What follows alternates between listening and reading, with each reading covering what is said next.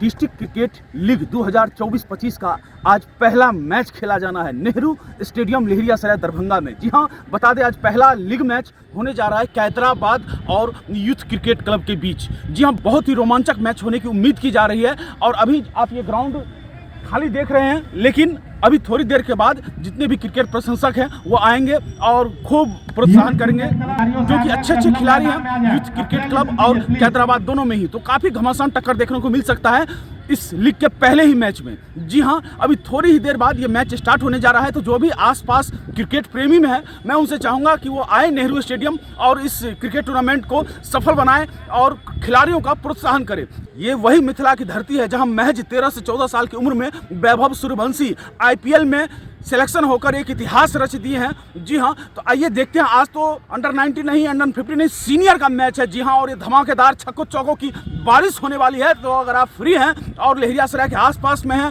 दरभंगा में हैं, तो ये मैच देखने के लिए अवश्य आएँ। और देख सकते हैं आप, ग्राउंड काफ़ी खूबसूरत है, सजा हुआ है और अभी तैयारी चल रही है। अभी थोड़ी देर बाद DM सर भी आने वाले हैं इस पहले लीग का उद्घाटन करने के लिए। पिच जो है काफ़ी खूबसूरत बनाया गया है और अच्छे बैट्समैनों के लिए बहुत ही अच्छा पिच है। और बॉलिंग भी अगर आप अच्छे करते हैं तो बॉलर के लिए भी काफ़ी मदद है इस पिच में। तो जुड़े रहिए मिथिला मसाला न्यूज़ के साथ।